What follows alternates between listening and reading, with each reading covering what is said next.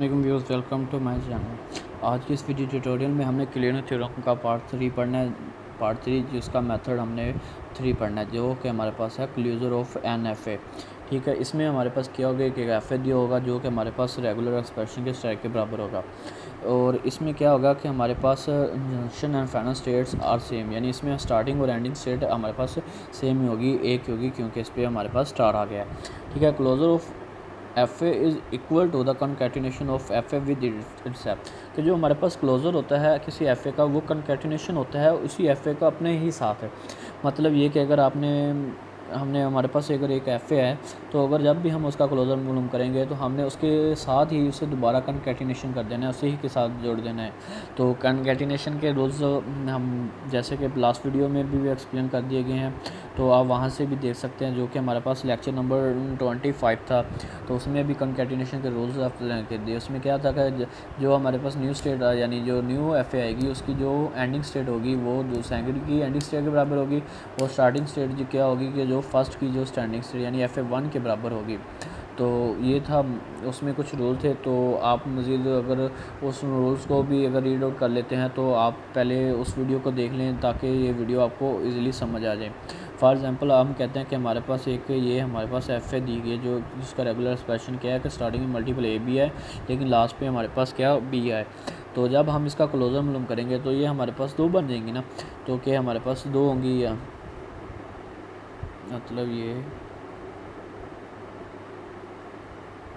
यानी इस तरह हमने 2 लिख लेनी, बना लेनी है।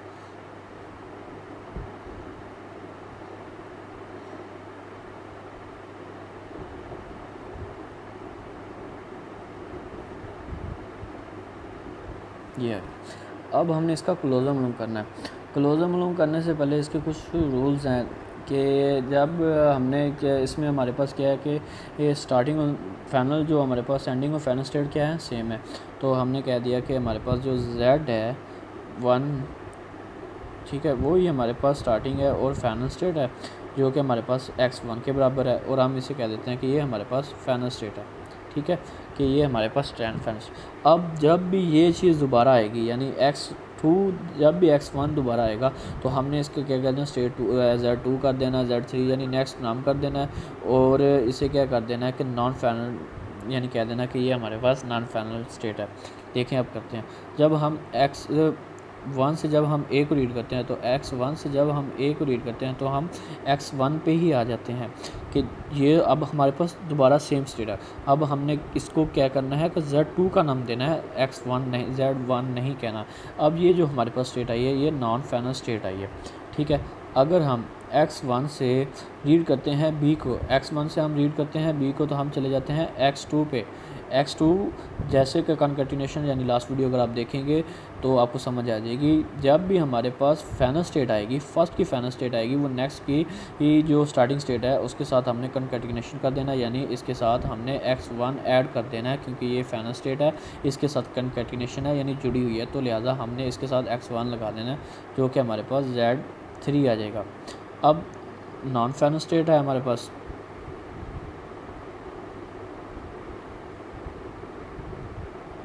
वो हमारे पास क्या है कि z2 इक्वल x1। ठीक है, हमारे पास ये है। अब जब हम x1 से जब हम a को रीड करते हैं तो फिर हम वही x1 पे आ रहे हैं। ठीक है, अब ये हमारे पास क्या है कि अब ये हम कंसीडर करेंगे, ये हमारे पास नॉन फाइनल स्टेट है, यानी दोबारा फिर आ गई।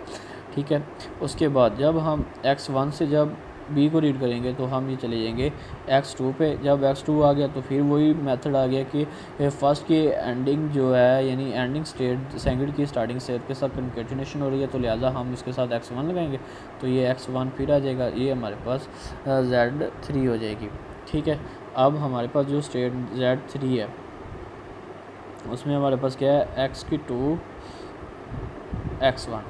अच्छा, x2 से जब हम a को रीड करते हैं तो हम कहाँ पे आ रहे हैं, x1 पे।